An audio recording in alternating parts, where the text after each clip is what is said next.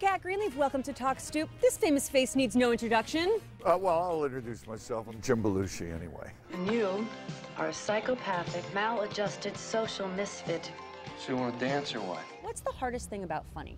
You're saying that like a question, but it really isn't, is it? Something one person finds funny is other people don't find funny. Best thing that can happen to you, Danny, is an industrial accident. So if you throw out some jokes and half the people laugh and half don't, do you go home thinking about the half that laughed or the half that didn't? I always think about the half that didn't. You know, as an actor, as a performer, and maybe you even find that when you see yourself on camera, you only see the things that you don't like. Yes, correct. Yeah, I see a double chin, I see this, I see the jokes that don't work. I feel real bad for you, doughboy. I mean, comedy is definitely a science. I mean, there's rhythms and there's a lot of math involved with it, absolutely. Math? Well, yeah, I mean, jokes are built in threes, premise, extension, and capper. Horse walks into a bar. Horse walks into a bar. That's already funny. Horses don't go to bars. That's the premise. The extension is the bartender says, why such a long face? The third part of that is, that's actually a two joke, so it's not a very good example. So you started your career at Second City like so many great comedians. Mm-hmm.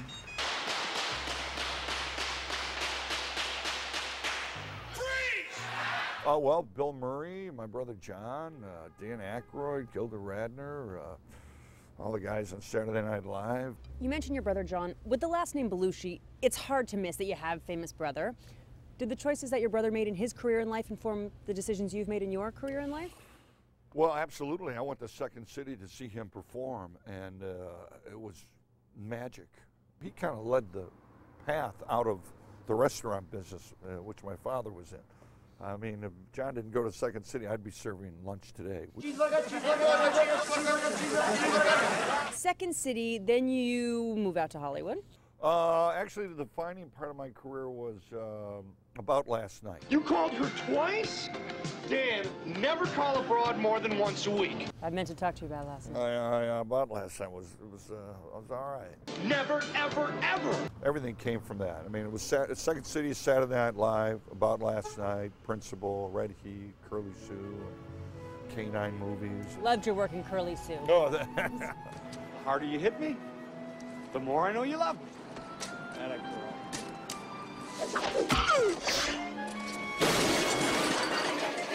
And then, of course, according to Jim. Will you do something for me? Anything. All right. I got all day to think about it. 8 seasons, almost unheard of these days. But in a situation like this, you got to be a rock and walk away. It was a joy. It was great. It's all about me. It It's was according all about to me. me. It's my According to dressing me, room. and, Me. When the show was over, did you feel lost? Did you feel empty? Or did you feel psyched to do something else? Well, it takes a little time to come down. I'm not leaving, baby. I'm not leaving. But I started drinking beer, which was kind of cool.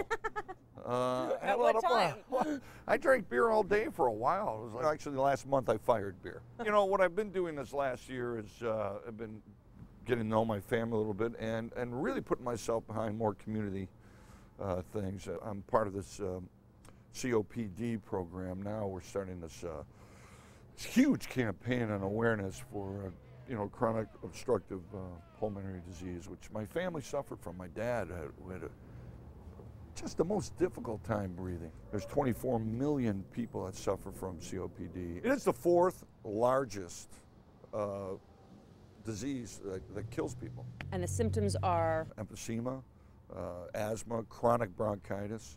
COPD has a website that has a simple survey where you can have 5 questions and you can see if you're at risk. The website is drive4copd.com. DRIVE 4.